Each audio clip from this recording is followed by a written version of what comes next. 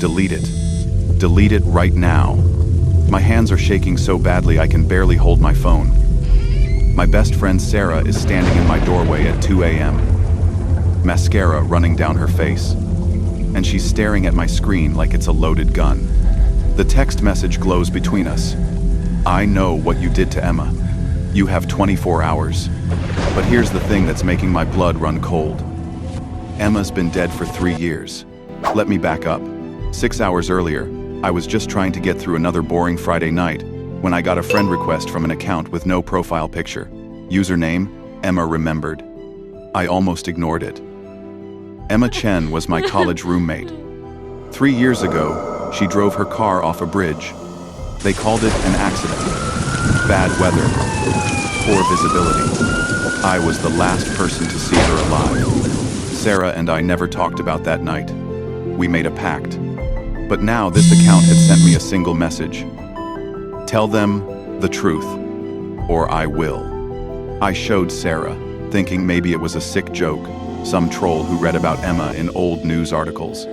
But when Sarah saw it, she went white. How would anyone know? She whispered.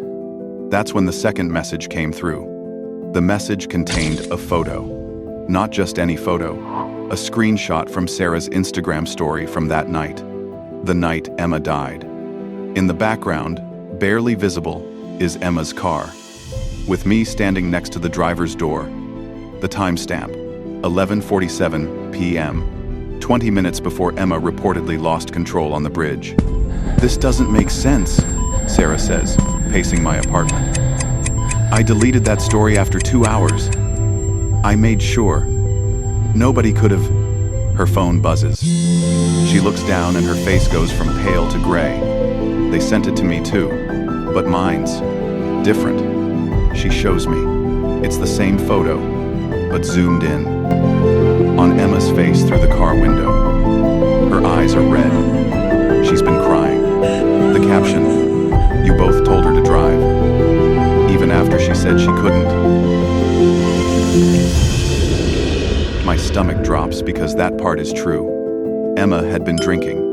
Not a lot, but enough. She wanted to stay over. Sarah told her to stop being dramatic. I said my landlord was strict about overnight guests. We convinced her she was fine to drive. We practically pushed her into that car. But here's what they don't know, what nobody knows. Before Emma got in, I slipped my hand through the window and took her keys. I was going to force her to stay. But then Sarah grabbed my arm, hard, and whispered, "Let her go. Let her learn the hard way for once." I dropped the keys in Emma's lap, and she drove away. 20 minutes later, her car went through the bridge railing. Sarah and I swore we'd never tell anyone we'd seen her that night. We deleted everything. Told the police we'd been together all evening watching movies. So who the hell has this photo? We need to go to the police, I say. Are you insane? Sarah's voice is sharp. They'll charge us. Reckless endangerment. Maybe worse. Our careers are over. Our lives. Another message interrupts us. This time, it's a video file. My finger hovers over it. Sarah grabs my wrist. Don't. It could be malware. It could. I tap it anyway. The video is dashcam footage. From inside Emma's car. Timestamp. 11:52 p.m. We watch Emma driving, hands tight on the wheel, tears streaming down her face. She's talking to herself. They don't care. They never cared. Nobody would even notice if I just... She jerks the wheel. Not by accident. On purpose. The car angles toward the bridge railing. Her face is calm, almost relieved. And then right before impact, her phone lights up on the passenger seat. The camera catches it for just a split second. A text message from Sarah's number. Do us all a favor and disappear. I turn to Sarah slowly. You sent her a message? After she left, Sarah's backing toward the door. I was angry. She was always so needy. Always the victim. I didn't think she'd actually... You told her to kill herself. I told her to disappear.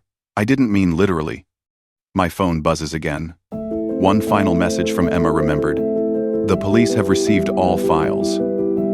But before they arrive, you should know I never deleted that Instagram story.